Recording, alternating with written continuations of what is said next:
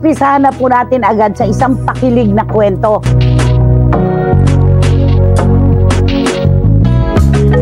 Ito sabi ni John, akala nyo mga babae lang ang kinikilig. Anong ayuda, nanay?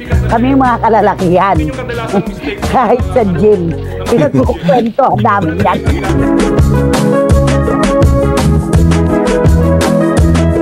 Bitiranang kolumnista na si Nanay Christopher Min, natawa sa ginawang pakilig ni Catherine Bernardo at Alden Richards. Kung bago lang kayo dito sa aking YouTube channel, huwag kalimutan mag-subscribe at pindutin yun na rin ang notification bell para ma-notify kayo sa ating susunod na video. Maraming salamat!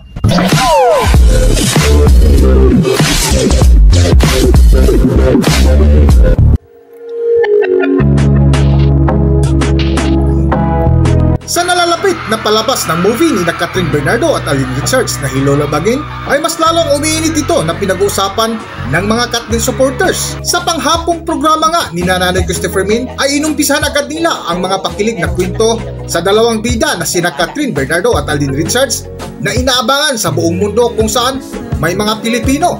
Umpisahan na po natin agad sa isang pakilig na kwento. Ayuda! Mula sa Hello, Love Again nina Alden Richards at Catherine Bernardo. Alam mo, laganap na talaga ha. Pilipinas, Amerika, Canada. At harinawa ang mga kababayan natin sa Europa ay mabiyayaan din ng ayudang ito at magre-reklamo sila. Sa dami po ng mga Pilipino sa buong Europa, natural lamang. Pinag-ahandaan rin ito ng produksyon.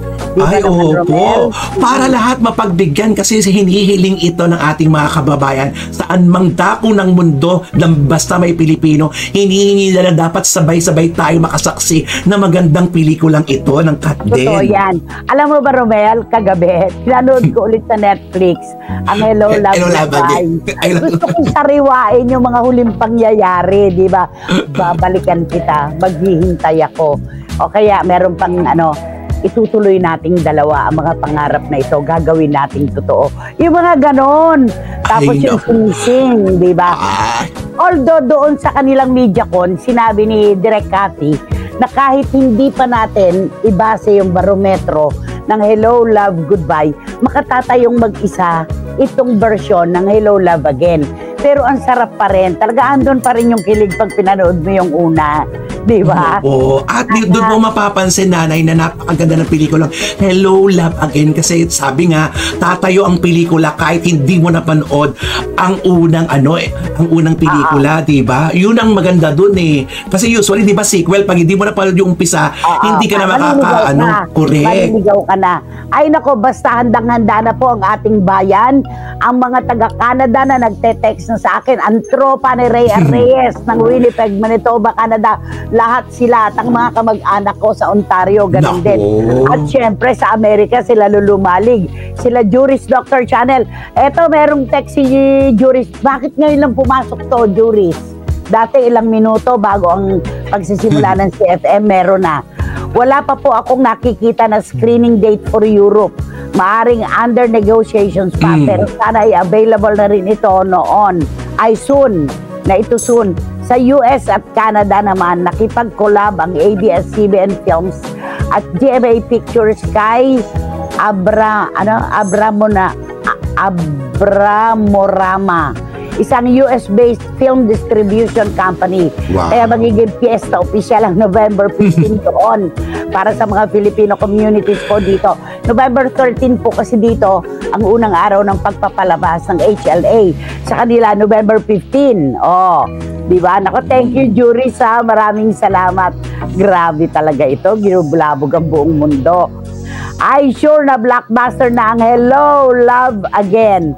Ay, hinihila na namin ni Abel ang showing, sabi ni Tita Nene Olanday. Si Tita Nene, hindi papayag talaga silang Tito Abel. Kailangan unang araw. Nagkanat na paghihintay sa buong mundo ng movie ng Katden. Ngayon pa lang po, congratulations na Hello, Love Again. Congrats, Katden, sabi ni Boy si Karagay. Totoo naman yan, di ba? Nakakaloka. Ay, naku, nakakaloka talaga.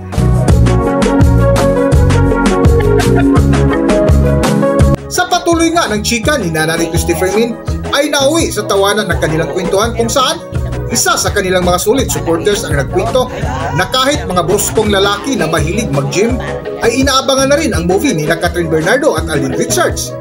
Para sa buong kwento, narito ating panoorin. Ito sabi ni John, akala nyo mga babae lang ang kinikilig. Anong ayuda, nanay?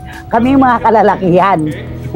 Kahit sa gym, pinagkukwento namin yan. Kahit daw sa gym, sabi ni John, mga kalalakihan. Naku, yan nga ba sinasabi ko eh. Talaga yung ayuda, napaka, di ba naman? At totoo po ito, talagang yung kilig ay laganap na. Lalo na nababalitaan na natin yung mga nagaganap na takot na sila sa sex, di ba? Separation anxiety.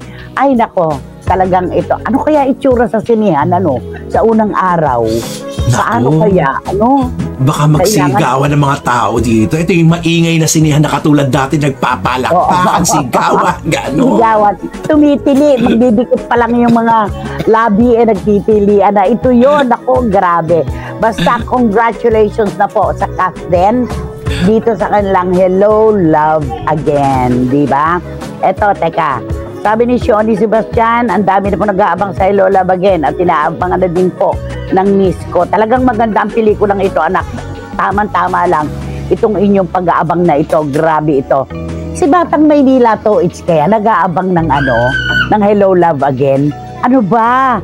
Diba? Naku, kailangan katutukan din niya yan, Nay, ha? Kasi usapan ng buong mundo yan. Ay, ang hirap-hirap po na wala tayong alam tungkol sa kwentuhan. Ang pinakamasarap po sa buhay na ito, yung nagkukwentuhan, yung mga lahat ng nakapanood para makarelate, di ba? Correct. Naku, kailangan talaga. Ay, sabi ni Ching Bautista Silverio, Hello, Love Again must be a feel-good movie. Excited to watch this Catden team up. Nakakakilig yung presko nila. Tama ka, yung ko nila, nakakakilig talaga. At napakatotoo, di ba? Totoo ang kanila mga sinasabi.